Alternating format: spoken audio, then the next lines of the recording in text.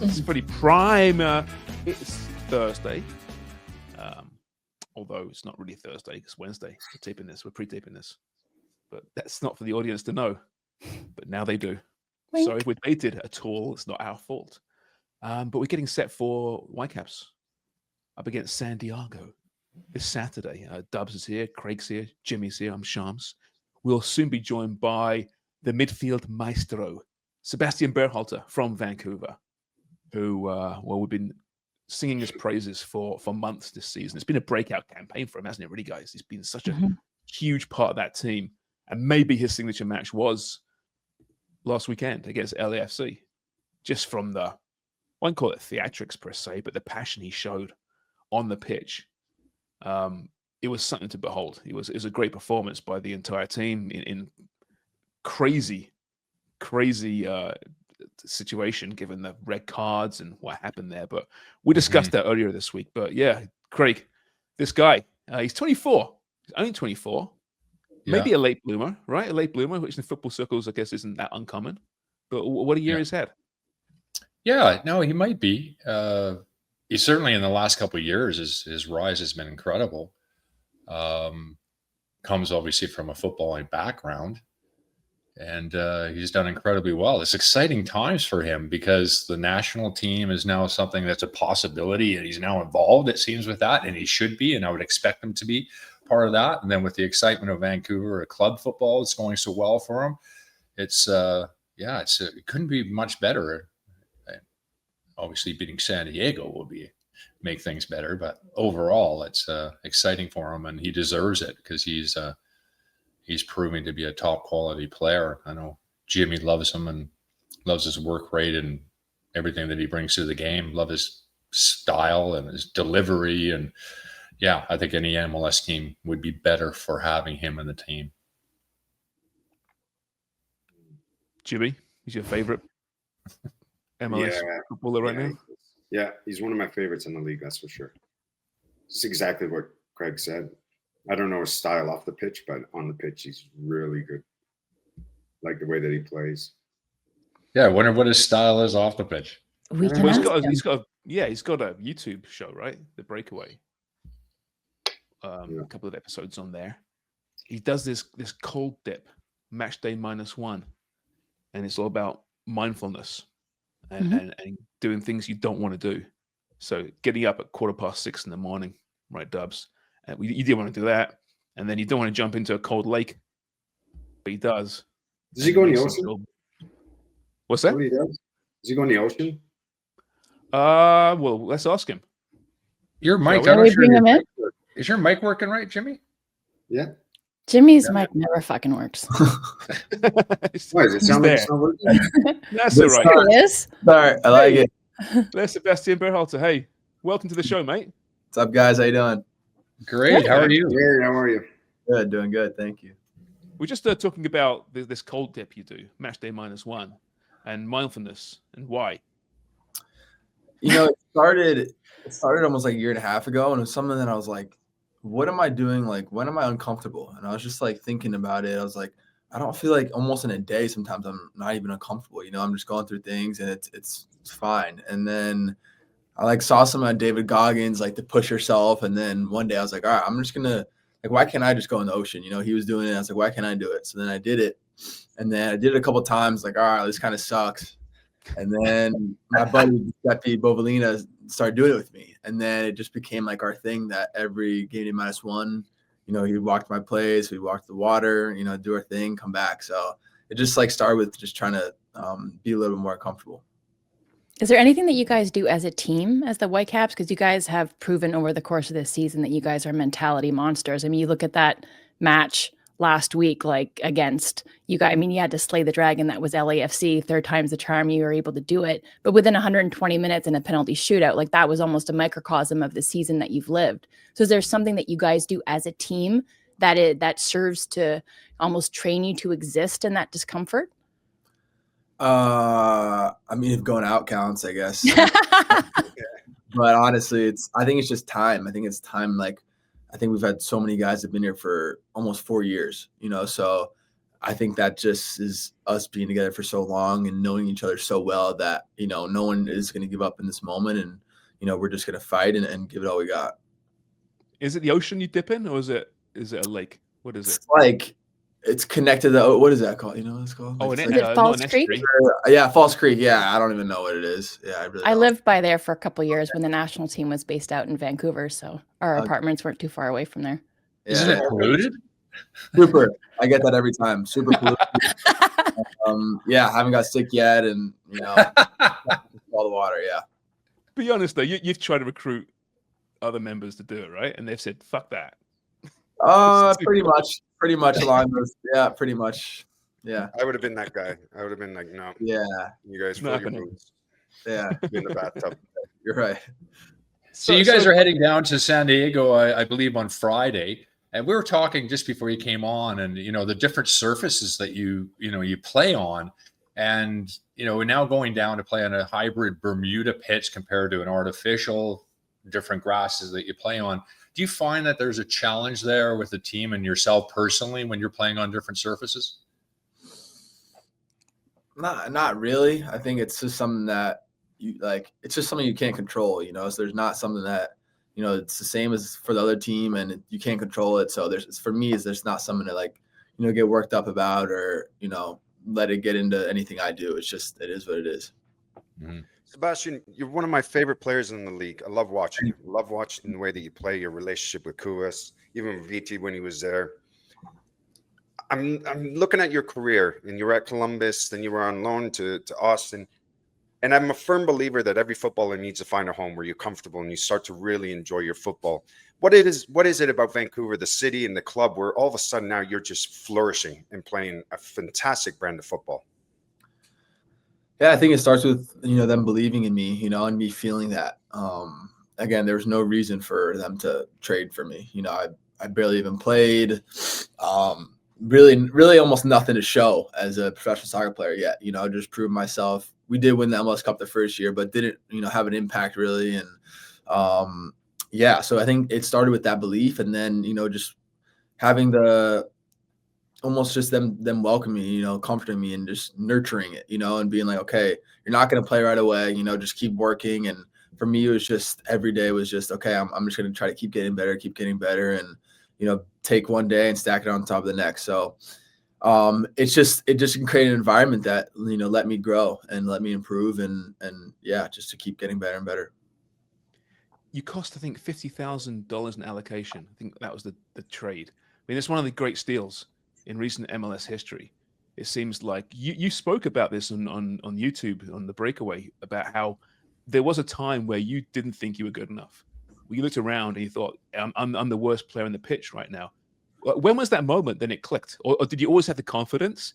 It was just finding the right situation. Yeah, with that 50K, we joke that it's a couple of ball bags and a pump. That's usually what I say. But it was almost like I knew how bad I was, and I never I'm such a confident guy and confident player that I'm like, okay, I'm good, I'm still good, and then it just hit me. I was like, maybe this isn't good enough, maybe I'm actually turning every single ball over at training, and I just had to be real with myself. My pops had a huge impact on that and being real with me and saying, look, you need to get a lot better, and he was right. And having those hard talks with me, and then it was after this game in San Jose, I called him, said, hey, I might have to quit here. I'm just like, dude, this isn't even fun. I'm not having fun. I thought I loved this. I don't think I love it, and he's like, he's just supported me, honestly, whatever. He's like, just keep working, whatever you want to do, just, no problem. Keep working hard and see where it ends you. But if this is what you want and you just want to stop playing, no problem, and I was like, okay. So, from then it was just finding processes and finding routines and kind of doing the most, writing down my whole day of every minute of what I'm going to do, and reading books and talking to people and just gathering resources and creating a team around me almost. And now that support system is the reason why I'm here today, because I have, can reach out to so many people. And honestly, I feel like a lot of sports players go through similar things where they have a moment where they're not that good. And then all of a sudden now it's okay, how do I get better? And how do they adapt? So I don't think it's super uncommon. I think mine was a little bit more extreme because I wasn't even a player yet. I wasn't even like, I didn't have any pressure on me. It was just like I wasn't even, good enough yet. So, yeah, I think that that moment has been the biggest moment in my career so far to let me to where I am today. With your dad being such a high-profile guy in the United States and, playing all over the place, and when you were born in London because he was at Crystal Palace at the time, did that add a little bit of pressure on you as well, having your dad being so high-profile? I think it only helped because it kind of gave me that chip on my shoulder. I was never good enough. I was just a coach's son, and I think without that little motivation, that little try and prove people wrong, it's still the way I play today. I still have that fire and still have that I just want to keep proving people wrong. And sometimes I've no one even wrong to prove, and there's no one sometimes I just make it up, and I'm just like, all right, I just got to keep going and show this people and it's just how I am. And, I remember a previous coach talking to me, he's like, hey, you don't need to keep proving anything to us, you're good. And I was like, once I'm good, I know I'm in a tough spot, so that's why I'm like, no, I want to keep getting better and I want to keep, proving to myself and to everyone that, I'm the player that I think I am. That chip on your shoulder mentality, is that set up perfectly for Vancouver Whitecaps and what you guys are trying to do this year and how you're seen, perhaps the perception of the Whitecaps in MLS, that you're out to kind of prove people wrong? I think so, but I also think it's deserved. We've never won anything. We've never advanced past the conference, semifinals. So it's like people shouldn't expect for us to be where we're at, And I think when I came into the club with Tristan Blackman, he just came from LAFC and had a lot of success there. And I think we were the only two guys who came during the transfer window, and we were just looking at each other like, whoa, this is kind of a reality check, we were like, all right, we need things going to have to change here, and we're going to have to be a big part of it. And it's going to take time. And I think we both knew that. And, other guys coming in and Jesper coming in has really helped that. But I think that's something that is, it's been big just to, let it take its time. And then eventually, it's going to come, and be patient and just keep doing the right things. How is it playing under Jesper? He just seems to be getting the best out of you guys, and you're playing a terrific brand of football at the moment. He's great. I think he's a realist. He's always, he's never going to sugarcoat anything. He's never going to. He's Danish. He doesn't know any other way, right? What it is. Stop it. Yeah. No, it's exactly what it is. He doesn't know any other way. And, but he cares, he cares about the person before the player. And I think that's important. And that's what guys have connected to. And I think, everyone just loved him coming in and just being who he is, honestly. He spoke about your football IQ, and you mentioned there how you're a student of the game. It really kind of turned around your career. But there is that side to you, but then there's that passion as well. And seeing that on Saturday, lifting not just your teammates, but the crowd as well. Even us watching, it's like, come on, get in there, son. Because you're just so alive with the match itself. Does that come naturally to you as well? Yeah, no, it definitely comes naturally. I think, honestly, growing up around my dad, and I felt like I was an ultra of 4 teams, with every team he was with. And just I'm in with the fans cheering, and I'm feeling everything the players are feeling. And I think that had a big impact on how I am today. And, I've been a fan almost my whole life, and I know what it's like to be, in the stands. So, yeah, I think that was something where it's just how I am. It's just natural. And, it just felt like, what we needed and what was going to get us over the finish line. There's no better example of that, letting the fan, the noise, the energy in BC Place, and maybe the adulation too, when you're at the corner flag and you're especially Willie's corner.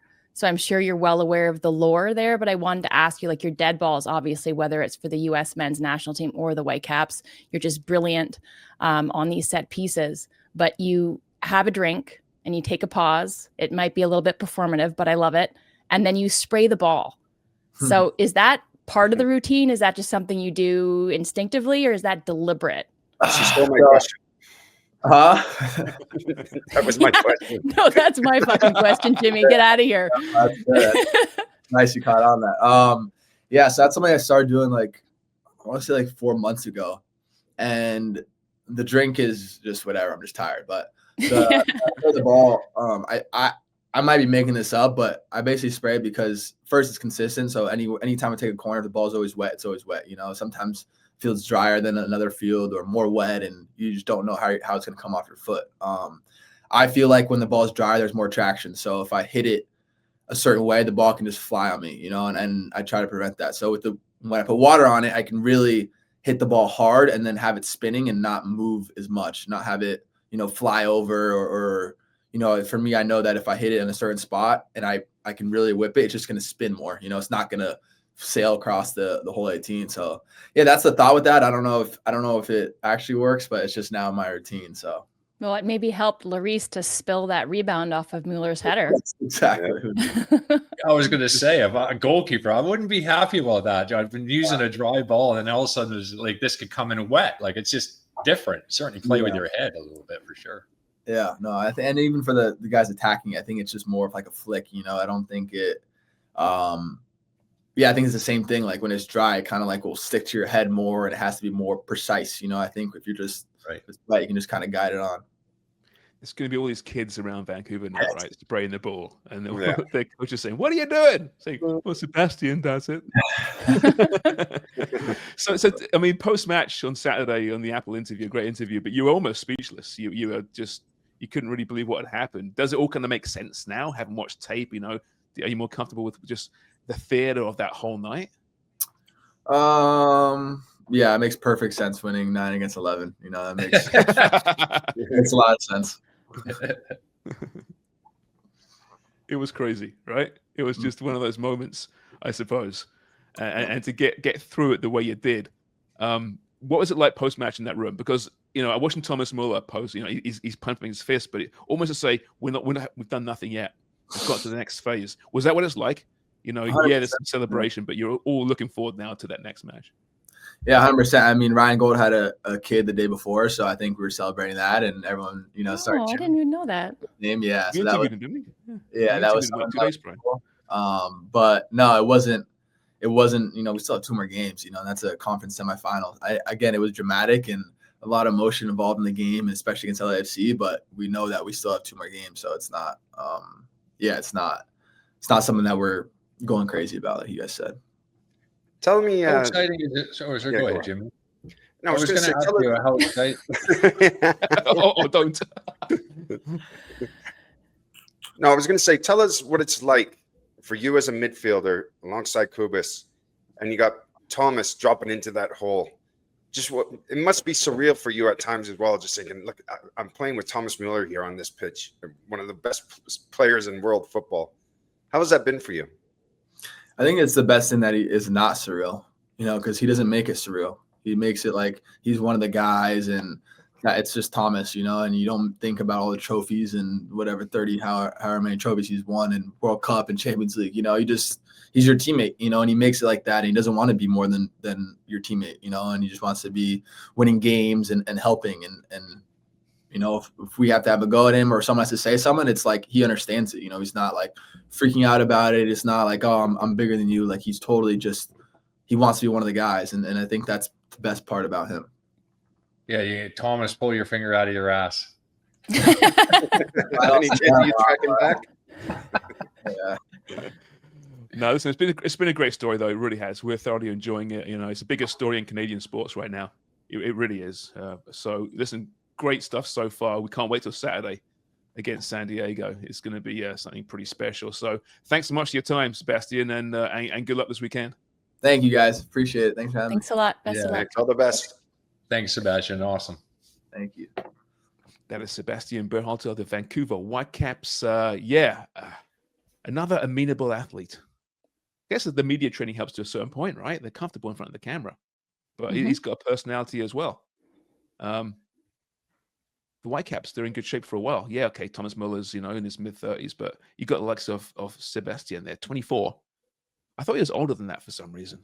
Yeah. 24. It seems like he's been around longer, yeah. But even we've done interviews with Ali, Ryan Gold as well, just Jaden, quality people, and just have a really good understanding about what it takes on the field, but also off it, which is just really refreshing and great to see. He's quality guys. Yep. Heads on right. Really level-headed, right? Yeah. That's what I felt like. And like his answer when Jimmy asked him about Thomas Müller is like, I think the best thing is that it doesn't feel surreal. And that is just as much a credit to Thomas Müller and his approach coming into the Caps after a storied career at Bayern Munich and winning a World Cup with Germany. And we know all the accolades that he has, but it's also the way that he's received by that team. You know, that they're just like, this is just another guy that's going to allow us to elevate our play, but we're going to continue and assume the same identity that's gotten us here. And that's pretty critical, I think, at this point, because they're just like, yeah, we've got 2 more matches left until we lift that cup.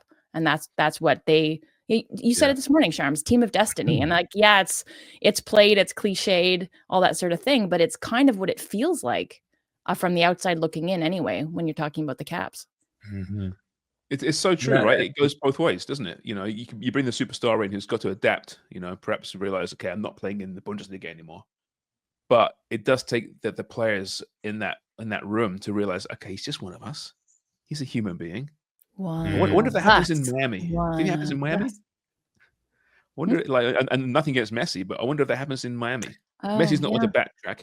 When he's not backtracking or defending, does a young player stand up and say, "Hey, Leo, move"? Yeah, any chance? Yeah, I don't know. I mean, maybe they do. It's curious, right? I think that Messi's the type of guy that would be a great teammate as well and understand it. Like, I think he gets it. And I think the rest of the players also understand where he is in his career. And we might need to do a little bit of the dog work for him. And that's understandable. I think with Thomas Müller, I think, it's such he's the reason why it's settled so well, because he could be such a different individual, but he's not. He's everything that you want from a DP in the dressing room, in the public, in the eyes of everybody. He's made it easy for those players to like him and for him to have a real positive approach to everything and feel to it.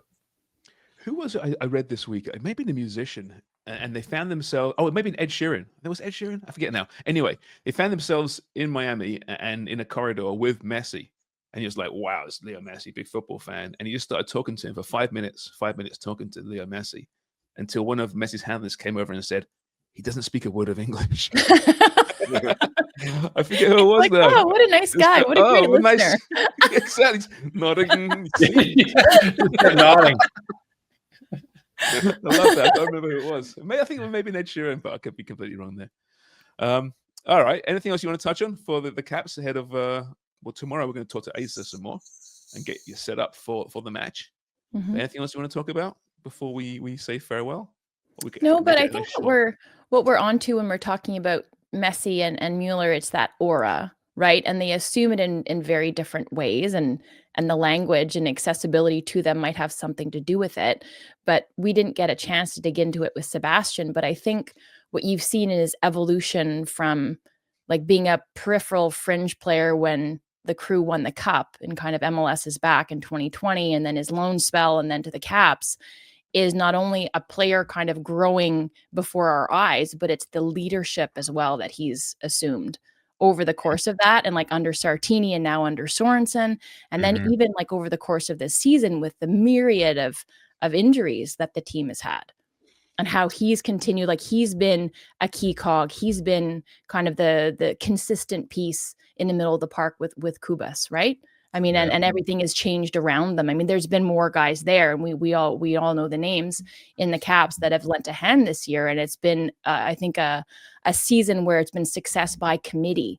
But he's been the one constant this season. I think it's due to, of course, his play, his brilliance on the ball, being box to box, lending a hand in possession, those long balls, the set piece mastery that he's shown, the defensive work, the ground cover, the relentlessness about his play and his mindset. But it's also the leadership that's woven into all of that.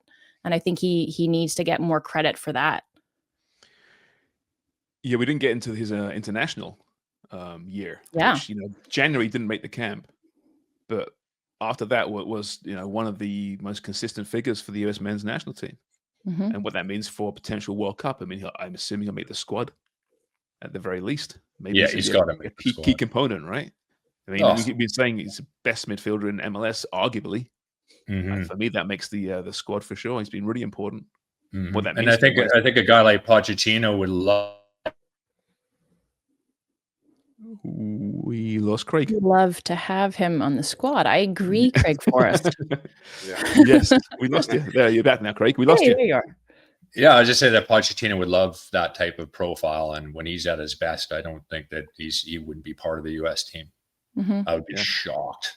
Did you? So Jimmy and Craig, you probably crossed paths with his dad. Dubs, his mum played in the 90s, probably just before your time, right? In the U.S. college. Well, they all three, like I think he has 3 siblings, and then his mom and his dad, Rosalind or Roz, I think her name is. They all both went to UNC as well, and so did Sebastian. I mean, so we know the history of success with the Tar Heels, especially in the women's game, right? Like, I mean, they're an unbelievable program. So yeah, we should have asked him about that and the influence of his mom, certainly, because he not only had his dad as a role model in terms of how to be a footballer, but he had his mom as well. Good genetics. Yep. Yeah, by the way, good genetics. What is a Tar Heel? Anyone know? I don't Isn't know. it something to do with the tobacco lane where all the tobacco fields are? And I guess it's maybe the workers working in the field. Oh, really? That would make sense. And also, I'm surprised it hasn't been banned nowadays. What about the kiddies? Now I'm They'll be curious. smoking in no time. You look it up, Dubs. You looking up? Yeah, you gotta pull up the real reason. Yeah, it originated in the state's history with the tar and turpentine industry. And during the Civil War, it was reclaimed by North Carolina soldiers to show state pride. Oh, okay. Yeah. So Tar Heel is actually it's a nickname military. for a native. Yeah. Okay. For a native of North Carolina. Yeah. You're close enough, Jimmy.